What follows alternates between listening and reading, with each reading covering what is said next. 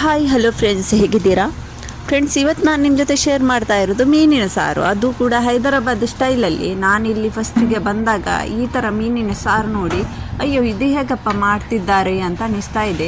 ನೋಡ್ತಾ ನನಗೂ ಕೂಡ ತುಂಬಾ ಇಷ್ಟ ಆಗಲಿಕ್ಕೆ ಶುರುವಾಯಿತು. ಅದಕ್ಕೆ ಇವರಿಲ್ಲಿ ಮೈಖಾಲಿಯ ಅಂತ ಹೇಳ್ತಾ ಇದ್ರು. ಹೆಸರೇನೋ ಡಿಫ್ರೆಂಟ್ ಸ್ಟೈಲಲ್ಲಿ ಉಂಟು, ರುಚಿ ಕೂಡ ಅದೇ ಥರ ಉಂಟು. ಬನ್ನಿ ಫ್ರೆಂಡ್ಸ್, ಈಗ ಮೀನು ಸಾರು ಮಾಡಲಿಕ್ಕೋಸ್ಕರ ಫಸ್ಟ್ ಇಲ್ಲಿ ಮೀನನ್ನು ವಾಶ್ ಮಾಡೋಣ. ಇದು ರೂಪ್ಚನ್ ಅಂತ ಫಿಶ್ ಅಂತೆ, ಇಲ್ಲಿ ಹೈದರಾಬಾದಲ್ಲಿ ಉಂಟು. ನಮ್ಮ ಊರಲ್ಲೆಲ್ಲ ಏನು ಹೇಳ್ತಾರಂತ ಇದಕ್ಕೆ ನನಗೂ ಕೂಡ ಗೊತ್ತಿಲ್ಲ. ರೂಪ್ಚನ್ ಅಂತ ಹೇಳ್ತಾರೆ ಇಲ್ಲಿ.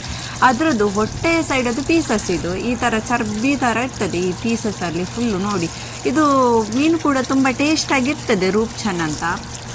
ಇದು ಅಂದರೆ ಇಲ್ಲಿ ಸಮುದ್ರದ ಮೀನಲ್ಲಲ್ವಾ, ಅದರಿಂದಾಗಿ ನನಗೆ ಅಷ್ಟೇನು ಹೆಸರು ಇದರದ್ದೆಲ್ಲ ಗೊತ್ತಿಲ್ಲ. ನೀವು ಬೇರೆ ಮೀನನ್ನಾದರೂ ಮಾಡ್ಬೋದು, ಇದೇ ಮೀನು ಬೇಕಂತಿಲ್ಲ. ನಾನೀಗ ನಿಮ್ಮ ಜೊತೆ ಈ ಮೀನದ್ದು ಮಾಡಿ ಶೇರ್ ಮಾಡೋದು. ಈ ಮೀನನ್ನು ಚೆನ್ನಾಗಿ ತೊಳೆದ ಮೇಲೆ ಸ್ವಲ್ಪ ಉಪ್ಪು ಹಾಕಿರ್ತೇನೆ, ಯಾಕಂದರೆ ಈ ಚಪ್ಪೆ ಮೀನು ಇರುವುದು ಇಲ್ಲಿ ಅದೆಲ್ಲ, ಅದಕ್ಕೋಸ್ಕರ ಉಪ್ಪು ಹಾಕಿದರೆ ಸ್ವಲ್ಪ ಉಪ್ಪು ಎಳಿತದಲ್ವ, ಚೆನ್ನಾಗಿರ್ತದೆ ಟೇಸ್ಟ್ ಅಂತ. ಸ್ವಲ್ಪ ಹೊತ್ತು ಉಪ್ಪು ಹಾಕಿರ್ತೇನೆ ಈ ಮಸಾಲೆ ಎಲ್ಲ ಫ್ರೈ ಮಾಡುವ ತನಕ. ಇಲ್ಲಿ ಫಸ್ಟಿಗೆ ಕಡಲೆ ಬೀಜ ಹಾಕಬೇಕು. ಈ ಉರಿ ಕಡಲೆ ಅಂತಾರಲ್ವ ಇದಕ್ಕೆ, ಈ ಕಡಲೆಯನ್ನು ಎಲ್ಲ ಇದರ ಹಸಿ ಸ್ಮೆಲ್ ಹೋಗುವ ತನಕ ಈ ಥರ ಬಿಸಿ ಮಾಡಬೇಕು. ಈ ಹುರಿದದ್ದೇ ಕಡಲೆ ತಂದರೆ ಇನ್ನೂ ಕೂಡ ಸುಲಭ. ನಮ್ಮದಿಲ್ಲಿ ಹಸಿ ಕಡಲೆ ತಂದಿರೋದ್ರಿಂದ ನಾನಿಲ್ಲಿ ಈ ಥರ ಹುರಿದ್ಕೊಂಡು ಮಾಡೋದು. ಇದನ್ನು ಕರಿದ್ಕೊಳ್ಬಾರ್ದು, ಚೆನ್ನಾಗಿ ಈ ಥರ ಬಿಸಿ ಮಾಡಿ ಚೆನ್ನಾಗಿ ಒಳ್ಳೆ ಹಸಿ ಸ್ಮೆಲ್ಲೆಲ್ಲ ಹೋಗಬೇಕು. ನೋಡಿ ಫ್ರೆಂಡ್ಸ್, ಈ ಥರ ಈಗ ಆಗ್ತಾ ಉಂಟು ಇದು ಚೆನ್ನಾಗಿ. ನೋಡಿ, ಈ ಥರ ಆದಮೇಲೆ ಇದನ್ನೊಂದು ಪಾತ್ರೆಗೆ ತೆಗೆದಿಡ್ತೇನೆ. ಇಲ್ಲಿ ತೆಂಗಿನಕಾಯಿ ಎಲ್ಲ ತುಂಬ ಯೂಸ್ ಮಾಡೋದಿಲ್ಲ ಅಷ್ಟು. ಈ ಕಡಲೆ ಬೀಜದಿಂದಲೇ ಎಷ್ಟೊಂದು ಥರದ ಎಲ್ಲ ಸಾಲನ್ ಅಂದರೆ ಪದಾರ್ಥ ಯೂಸ್ ಮಾಡ್ತಾರೆ. ಈಗ ಇದಕ್ಕೆ ಹಾಕ್ತಾ ಇರೋದು ನಾನು ಜೀರಿಗೆ ಕೂಡ ಸ್ವಲ್ಪ ಬಿಸಿ ಮಾಡಿಕೊಳ್ಳೋಣ. ನೋಡಿ, ಬಿಸಿ ಆಯಿತು ಜೀರಿಗೆ ಕೂಡ. ಇದನ್ನು ಕೂಡ ಅದೇ ಪಾತ್ರೆಯಲ್ಲಿ ಹಾಕಿಡ್ತೇನೆ. ಆಮೇಲೆ ಇಲ್ಲಿ ನಾನು ಕೊತ್ತಂಬರಿ ಕೂಡ ಬಿಸಿ ಮಾಡ್ತೇನೆ. ಇದಕ್ಕೆ ತುಂಬ ಜನ ಎಳ್ಳು ಕೂಡ ಹಾಕ್ತಾರೆ. ನಮ್ಮ ಮನೆಯಲ್ಲಿ ನಮ್ಮ ಮಾವನಿಗೆ ಎಳ್ಳು ಸ್ವಲ್ಪ ಅಲರ್ಜಿ, ಅದಕ್ಕೋಸ್ಕರ ನಾನು ಎಳ್ಳನ್ನು ಯೂಸ್ ಮಾಡ್ತಾ ಇಲ್ಲ. ನೀವು ಇಲ್ಲಿ ಎಲ್ಲ ಈ ಥರ ಹುರಿದುಕೊಳ್ಳುವಾಗ ಒಂದು ಸ್ವಲ್ಪ ಎಳ್ಳನ್ನು ಕೂಡ ಹುರಿದುಕೊಂಡು ಹಾಕೋದಾದರೆ ಹಾಕ್ಬೋದು, ಇಲ್ಲಾಂದರೆ ನಾನು ಹೇಗೆ ಮಾಡಿದ್ದೇನೆ ಅದೇ ಥರ ಮಾಡಿಕೊಳ್ಳಬಹುದು ನೀವು. ಈಗ ಇದಕ್ಕೆ ತೆಂಗಿನಕಾಯಿ, ನಮ್ಮ ಮನೆಯಲ್ಲಿ ಇರೋದು ಕೊಪ್ಪರ, ನಮ್ಮ ಮನೆಯಲ್ಲಿ ಹಸಿ ತೆಂಗಿನಕಾಯಿ ತರೋದು ಬಹಳ ಕಡಿಮೆ. ನಾನಿಲ್ಲಿ ಈ ಪದಾರ್ಥಕ್ಕೆ ಕೊಪ್ಪರನೇ ತುಂಬ ಒಳ್ಳೆಯದು ಅಂತ ಅನಿಸ್ತದೆ ಈ ಹಸಿ ತೆಂಗಿನಕಾಯಿಗಿಂತ. ಈಗ ಇದನ್ನು ಕೂಡ ಸ್ವಲ್ಪ ಬಿಸಿ ಮಾಡೋಣ. ಸ್ವಲ್ಪ ಹಾಕಿದರೆ ಸಾಕು, ಜಾಸ್ತಿ ಅಲ್ಲ. ನೀವು ಎಷ್ಟು ಮೀನು ತಗೋತೀರಿ, ನೀವು ಫಸ್ಟ್ ಟೈಮ್ ಮಾಡ್ತೀರಾದರೆ ಸ್ವಲ್ಪನೇ ಮಾಡಿ ನೋಡಿ. ಫಸ್ಟ್ ಟೈಮ್ ಎಲ್ಲ ಇಷ್ಟೊಂದು ಮಾಡಬೇಡಿ, ಯಾಕಂದರೆ ಕಡಲೆ ಬೀಜ ತುಂಬಾ ಮಸಾಲ ಆಗ್ತದೆ. ಅದಕ್ಕೋಸ್ಕರ ಸ್ವಲ್ಪ ಯೂಸ್ ಮಾಡಿ, ಒಮ್ಮೆ ಟ್ರೈ ಮಾಡಿ ನೀವು. ಆಮೇಲೆ ಇಲ್ಲಿ ಒಂದು ಈರುಳ್ಳಿಯನ್ನು ಕಟ್ ಮಾಡಿ ಇಟ್ಟಿದ್ದೇನೆ ಫಸ್ಟಿಗೆ. ಅದನ್ನು ಕೂಡ ಇದಕ್ಕೆ ಹಾಕಿ ಈ ಥರ ಸ್ವಲ್ಪ ಎಣ್ಣೆ ಹಾಕಿ ಇದರ ಹಸಿ ಸ್ಮೆಲ್ ಹೋಗುವ ತನಕ ಸ್ವಲ್ಪ ಹೊತ್ತು ಫ್ರೈ ಮಾಡೋಣ. ಈಗ ಇದಕ್ಕೆ ನಾನು ಬೆಳ್ಳುಳ್ಳಿ ಕೂಡ ಹಾಕ್ತೇನೆ, ಅಂದರೆ ಇದಕ್ಕೆ ಬೆಳ್ಳುಳ್ಳಿಯೇ ಹಾಕೋದು ನಾವು ಗ್ರೈಂಡ್ ಮಾಡುವಾಗ, ಅದಕ್ಕೋಸ್ಕರ ಬೆಳ್ಳುಳ್ಳಿ ಕೂಡ ಸ್ವಲ್ಪ ಜಾಸ್ತಿನೇ ಹಾಕಿದ್ದೇನೆ. ಇದು ಎಲ್ಲ ಈರುಳ್ಳಿಯೊಟ್ಟಿಗೆ ಫ್ರೈ ಮಾಡ್ತಾ ಇದ್ದೇನೆ. ನಿಮಗೆ ಇದು ನೋಡುವಾಗ ಫ್ರೆಂಡ್ಸ್ ತುಂಬಾ ಎಂತ ಇದು ಎಷ್ಟು ಕಷ್ಟ ಅಂತ ಅನಿಸ್ತದೆ. ಕಷ್ಟ ಇಲ್ಲ ಆಯಿತಾ, ಅದು ವೀಡಿಯೋದಲ್ಲೆಲ್ಲ ಕಾಣಿಸೋದು ಮಾತ್ರ ಕಷ್ಟ ಥರ ಸುಲಭ ಅದು.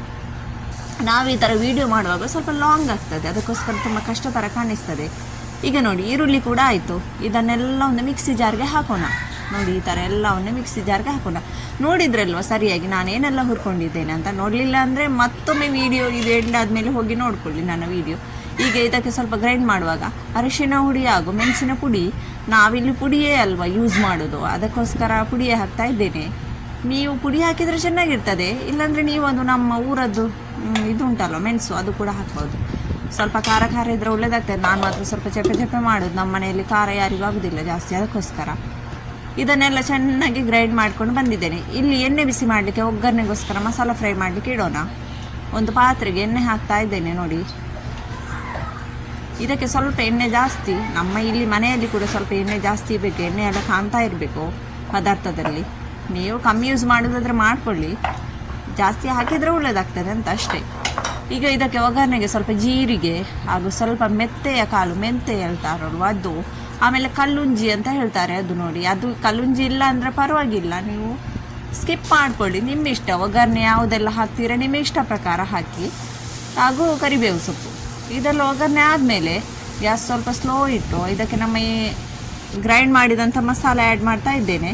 ಇದನ್ನೀಗ ಸ್ವಲ್ಪ ಹೊತ್ತು ಇದಕ್ಕೆ ಯೂಸ್ ಮಾಡಿ ಬೇಗ ನೀರು ಹಾಕಬೇಕು, ಇಲ್ಲಾಂದರೆ ಇದು ಕಲರೆಲ್ಲ ಚೇಂಜ್ ಆಗಿ ಕಾಫಿ ಕಲರ್ ಬರ್ತದೆ.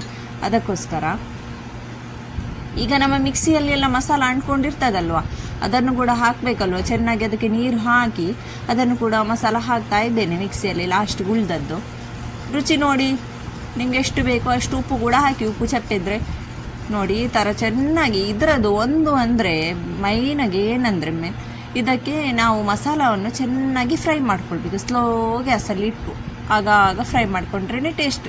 ನಾನು ಇದಕ್ಕೆ ಮಾವಿನಕಾಯಿ ಹಾಕ್ತಾ ಇರೋದು, ಯಾಕಂದರೆ ಈಗ ಮಾವಿನಕಾಯಿಯದ್ದು ಸೀಸನ್ ಆದಮೇಲೆ ಎಲ್ಲದಕ್ಕೂ ಮಾವಿನಕಾಯಿ ಜಾಸ್ತಿ ಹಾಕೋದಂತ ಅನ್ಬೋದು. ನಿಮ್ಮ ಮಾವಿನಕಾಯಿ ಇಲ್ಲ ಅಂದರೆ ಹುಣಸೆ ಹುಳಿ ಉಂಟಲ್ವ, ಅದರ ನೀರನ್ನು ಹಾಕಿ ನೆನೆಸಿಟ್ಟು ನೋಡಿ ಈ ಥರ ಈಗ ಫ್ರೈ ಮಾಡ್ತಾ ಇದ್ದೇನೆ ಚೆನ್ನಾಗಿ. ಇದು ಹುಳಿ ಕೂಡ ಬಿಡಲಿ ಸ್ವಲ್ಪ ಮಾವಿನಕಾಯಿ. ಇದು ಎಣ್ಣೆ ಎಲ್ಲ ಚೆನ್ನಾಗಿ ಮೇಲೆ ಆಯಿಲೆಲ್ಲ ಮೇಲ್ಗಡೆ ಬರಬೇಕು, ಬೇರೆ ಬೇರೆ ಆಗಬೇಕು, ಆಗ ಚೆನ್ನಾಗಿರ್ತದೆ ನೋಡಿ. ಇದಕ್ಕೆ ಈಗ ಈಗ ಸ್ವಲ್ಪ ನೀರು ಹಾಕಿ ಮೀನು ಹಾಕ್ತೇನೆ. ನನಗೆ ಈ ಪಾತ್ರೆ ಸ್ವಲ್ಪ ಸಣ್ಣದು ಕಾಣಿಸ್ತಾ ಉಂಟು, ಎಂತ ಮಾಡೋದಂತ ಅದೇ ಈಗ ಆಲೋಚನೆ ಮಾಡ್ತಾ ಇರುವುದು. ಈಗೆಲ್ಲ ಮಸಾಲ ಹಾಕಿದ ಮೇಲೆ ನನಗೆ ಅನಿಸಿತು ಈ ಪಾತ್ರೆ ಸಣ್ಣದಾಯಿತು ಅಂತ. ಈಗ ಇದಕ್ಕೆ ಮೀನು ಹಾಕ್ತಾ ಇದ್ದೇನೆ. ಈಗ ನನ್ನ ಮೈಂಡಲ್ಲಿ ಉಂಟು ಇದು ಪಾತ್ರೆಯನ್ನು ಬೇರೆ ಪಾತ್ರೆಗೆ ಹಾಕುವುದ ಈ ಮಸಾಲ ಎಲ್ಲ ಅಂತ, ಅಂದರೆ ಫುಲ್ಲಾಗಿ ಬಿಡ್ತು.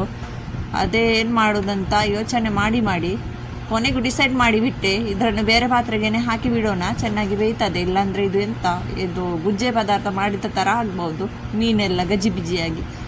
ಅದಕ್ಕೋಸ್ಕರ ನಾನೇನು ಮಾಡಿದೆ, ಇದನ್ನು ಇನ್ನೊಂದು ಪಾತ್ರೆಗೆ ಶಿಫ್ಟ್ ಮಾಡಿ ಬಿಟ್ಟೆ ನೋಡಿ ಈ ಥರ. ಇದರಲ್ಲಿ ಆದರೆ ಈಗ ಆರಾಮವಾಗಿ ಆಗ್ತಾ ಉಂಟು ನೋಡಿ. ಈಗ ಆಯಿಲೆಲ್ಲ ನೋಡಿ ಈ ಥರ ಮೇಲೆ ಬರಬೇಕು. ನೀವು ಸ್ಲೋ ಗ್ಯಾಸಲ್ಲಿ ಇಟ್ಟು ಅದನ್ನು ಚೆನ್ನಾಗಿ ಕುದಿಲಿಕ್ಕೆ ಬಿಡಬೇಕು. ತಲ ಹಿಡಿತದೆ ಬೇಗ, ಅದಕ್ಕೋಸ್ಕರ ಸ್ವಲ್ಪ ಸ್ಲೋ ಇಡಬೇಕಂತಿದ್ದು. ನೋಡಿದ್ರಲ್ಲ ಫ್ರೆಂಡ್ಸ್, ನಿಮಗೆ ನನ್ನ ಈ ಹೈದರಾಬಾದ್ ಸ್ಟೈಲಲ್ಲಿ ಮೀನಿನ ಸಾರು ಹೇಗೆ ಅನಿಸಿತು ಅಂತ ಕಮೆಂಟ್ ಮೂಲಕ ತಿಳಿಸಿ. ಚೆನ್ನಾಗಿ ಆಗ್ತದೆ ಫ್ರೆಂಡ್ಸ್. ನೀವು ನಾನು ಮಾಡಿದ ಥರನೇ ಮಾಡಬೇಕು, ಸ್ಕಿಪ್ ಮಾಡಿ ವಿಡಿಯೋ ನೋಡಬೇಡಿ. ಸ್ಕಿಪ್ ಮಾಡಿ ನೋಡಿದ್ರಾ ನೀವು? ಹಾಗಾದರೆ ಇನ್ನೊಮ್ಮೆ ಹೋಗಿ ಫುಲ್ ವಿಡಿಯೋ ನೋಡ್ಕೊಂಡು ಬನ್ನಿ, ಸ್ಕಿಪ್ ಮಾಡಬೇಡಿ. ಏನಾದರೂ ಮಿಸ್ ಆಗ್ತದೆ ಮತ್ತು ಮಿಸ್ಟೇಕ್ ಆಗ್ತದೆ, ಅದಕ್ಕೋಸ್ಕರ ಹೇಳ್ತಾ ಇರೋದು. ನೀವೊಮ್ಮೆ ಖಂಡಿತ ಟ್ರೈ ಮಾಡಿ, ಇದು ತುಂಬಾ ಚೆನ್ನಾಗಿರ್ತದೆ. ಹಾಗೂ ನನ್ನ ಚಾನೆಲ್ಗೆ ಸಬ್ಸ್ಕ್ರೈಬ್ ಮಾಡಲಿಲ್ವಾ ಫ್ರೆಂಡ್ಸ್? ಸಬ್ಸ್ಕ್ರೈಬ್ ಮಾಡಲಿಲ್ಲ ಅಂದರೆ ಒಂದು ಸಬ್ಸ್ಕ್ರೈಬ್ ಕೂಡ ಮಾಡಿಬಿಡಿ ಆಯಿತಾ. ಲೈಕ್ ಕೂಡ ಮಾಡಿ, ಕಮೆಂಟ್ ಕೂಡ ಮಾಡಿ. ಇನ್ನೊಮ್ಮೆ ಸಿಗ್ತೇನೆ ನೆಕ್ಸ್ಟ್ ವಿಡಿಯೋದಲ್ಲಿ. ಬಾಯ್ ಬಾಯ್.